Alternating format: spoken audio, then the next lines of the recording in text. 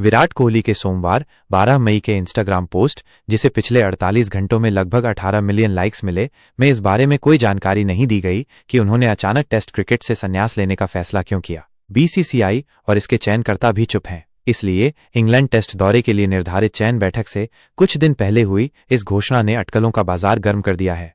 पूर्व भारतीय क्रिकेटर मोहम्मद कैफ ने माना कि कोहली के पास 20 जून से शुरू होने वाली इंग्लैंड श्रृंखला के लिए पूरी योजना थी और उनका दावा ऑस्ट्रेलिया दौरे से लौटने के बाद कोहली की रणजी ट्रॉफी में खेलने की प्रतिबद्धता पर आधारित था। हालांकि उन्होंने महसूस किया कि कोहली को अजीत अगरकर की अगुवाई वाली चयन समिति से समर्थन नहीं मिला, जिन्होंने उनकी हालिया फॉर्म पर चिंता व्यक्त की और टेस्ट लाइनअप में उनकी जगह पर सवाल उठाया। मुझे लगता है कि वो इस प्रारूप में बने रहना चाहते थे। बीसीसीआई के साथ कुछ आंतरिक बातचीत हुई होगी। चयनकर्ताओं ने पिछले 5-6 वर्षों में उनकी फॉर्म का हवाला दिया होगा और उन्हें बताया होगा कि टीम में उनकी जगह अब नहीं रहेगी। हमें कभी पता नहीं चलेगा कि क्या हुआ। यह अनुमान लगाना बहुत मुश्किल है कि पर्दे के पीछे वास्तव में क्या हुआ, लेकिन आखिरी मिनट के फैसले को देखते हुए रणजी ट्रॉफी खेलने के बाद मुझे निश्चित रूप से लगता है कि वो आगामी टेस्ट में वापसी करना चाहते थे। पिछले कुछ हफ्तों के घटनाक्रमों में शायद उन्हें बीसीसीआई और चयनकर्ताओं से वो समर्थन नहीं मिला जिसकी उन्हें उम्मीद थी।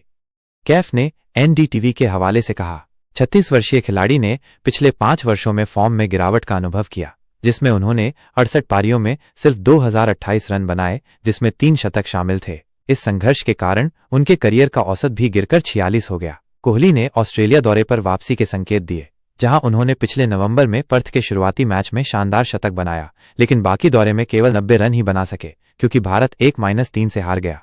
कैफ को लगा कि ऑस्ट्रेलिया में कोहली का असामान्य रवैया इस बात का स्पष्ट संकेत था कि उन्होंने इस प्रारूप से किनारा कर लिया है।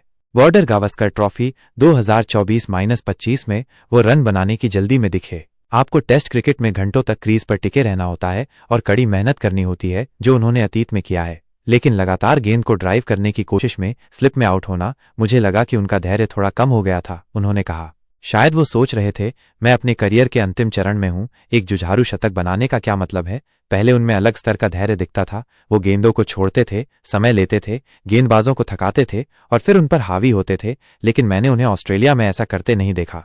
स्लिप में आउट होने का वो एक तरीका शायद दिखाता है कि वो घंटों तक क्रीज पर बिताने के लिए तैयार नहीं थे। बीसीसीआई से संवाद और रेड बॉल क्रिकेट में आत्म साक्षात्कार के कारण यह निर्णय लिया गया होगा, उन्होंने विस्तार से बताया।